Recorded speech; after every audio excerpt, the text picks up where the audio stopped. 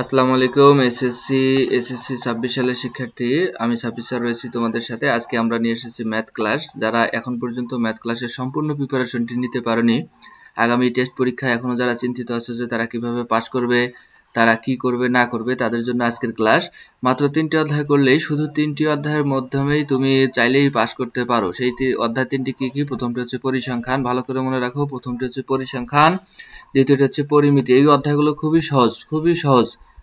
পরিমিতি, পরিসংখ্যান। তাহলে প্রথম অধ্যায়টি পরিসংখ্যান, দ্বিতীয় অধ্যায় হচ্ছে পরিমিতি এবং তৃতীয় নাম্বার হচ্ছে সেট অফ ফাংশন। অধ্যায়গুলো খুবই সহজ, খুব সহজেই আমরা এখান থেকে পাস মার্ক তুলতে পারবো। তাহলে যারা এখন পর্যন্ত এসএসসি 26 সালের শিক্ষার্থী, যারা এখন পর্যন্ত ম্যাথে ভয়ে আসো বা কি করবে না করবে এগুলোতে আছো, যারা শুধু 3টি অধ্যায় করো, টেস্ট পরীক্ষার আগে শুধু 3টি অধ্যায় করো, এই 3টি অধ্যায় করলে ইনশাল্লাহ গণিতে পাস করতে পারবে।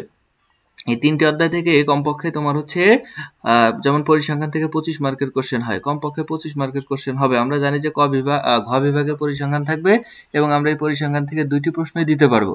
তাহলে আমাদের এই সুযোগ কিন্তু আর পাবো না এবং এখান থেকে কমপক্ষে 2টি সংক্ষিপ্ত আসবে। তাহলে 2টি সংক্ষিপ্ত হচ্ছে 2 2 4 মার্ক এবং 2টি সৃজনশীলে হচ্ছে 10 10 20 মার্ক। তাহলে 24 মার্ক, আর এমসিকিউ তো অন্তত একটা বা দুইটা থাকবেই। তাহলে এখান থেকে আমরা 25 মার্ক কিন্তু অ্যাটেন্ড করতে পারতেছি। শীঘ্রই আমি এই আমাদের চ্যানেলের মাধ্যমে পরিসংখ্যানে একটি ক্লাসে কিভাবে 25-এ 25 তোলা যায় এই ক্লাসটা আপলোড করব। এর পরবর্তীতে হচ্ছে পরিমিতি। এখানে শুধু সূত্রের কাজ, সূত্রগুলো পড়লেই আমরা এখান থেকে এই অধ্যায়টা কমপ্লিট করতে পারবো। পরবর্তীতে সেট অফ ফাংশন, তো সেট অফ ফাংশনের ক্ষেত্রেও কিন্তু একই, এই 3টি অধ্যায় করলেই আমরা গণিতে পাস মার্ক করতে পারবো। তাহলে আমাদের এই চ্যানেলের সাবস্ক্রাইব করলে আমাদের সাথেই নোটিফিকেশনটি অল করে রাখো, যেন চ্যানেল ভিডিও ছাড়ার সাথে সাথেই যেন তোমরা নোটিফিকেশন পেয়ে যাও এবং আমাদের ভিডিওটি দেখে তোমরা উপকৃত হতে পারো। তো ভালো লাগলে অবশ্যই লাইক কমেন্ট শেয়ার করবেন। সেই পর্যন্ত সবাই সুস্থ থাকো, ভালো থাকো। আসসালামু আলাইকুম।